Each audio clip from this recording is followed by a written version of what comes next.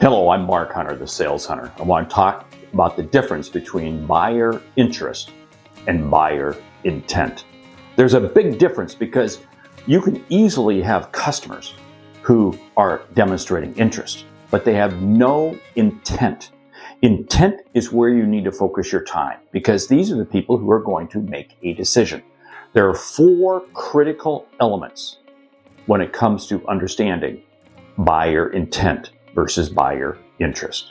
Because the buyer interest person could easily be one who they'll take your calls, they'll take your meetings, they show interest, they ask questions, they're engaged, but they have no intent to buy. The 4 elements, let's go through them right now.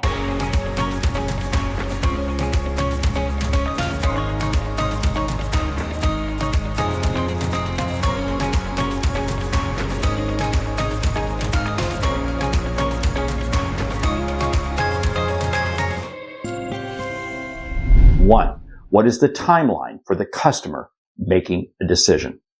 You have to ask this question up front. What is your timeline for making a decision? Now, a person of interest can give you a timeline that has no merit.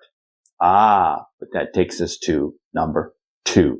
What is the reason? What is the critical need they have as to why they need to make a decision? It's the critical need. In other words, they're making a decision to buy because of a critical need. If you don't understand and know what the critical need is, then it's not a critical need. The other element of that critical need is it has to be one of their top 1 or 2 priorities, because if it's not one of their top 1 or 2 priorities, it's not relevant to you. In other words, it may be important, but the company's only going to solve their top 1 or 2 issues because that's where the focus of every business is, solving the top issues. So so far we've got the timeline for making a decision and the critical need. Third is, am I dealing with the decision maker?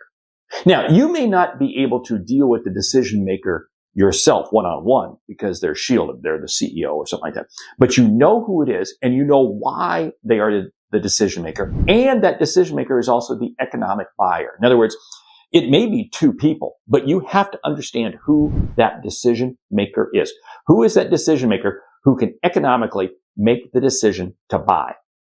If you don't understand those 3, you're out of the running. Now, how do you know if you're getting good information?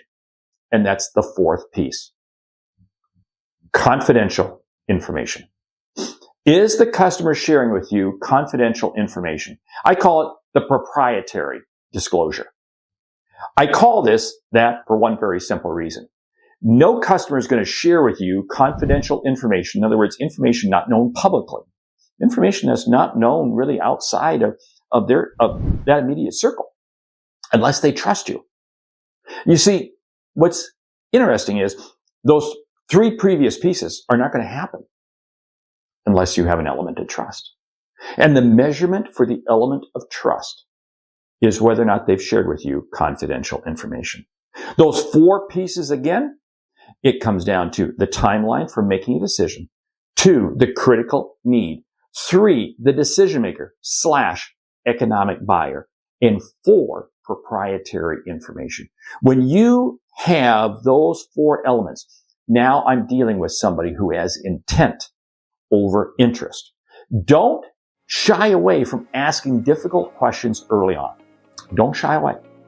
Ask difficult questions early on that are going to help you understand as to whether or not they do have a timeline, what the critical need is, etc., etc. Too many times, salespeople, they don't ask the difficult question, and this is why they wind up dealing with people of interest. You don't have time for that. It's dealing with people with intent. Hey, every week a new video like this. I'm Mark Hunter, the Sales Hunter. I have one objective: to help you see and achieve what you didn't think was possible. Great selling.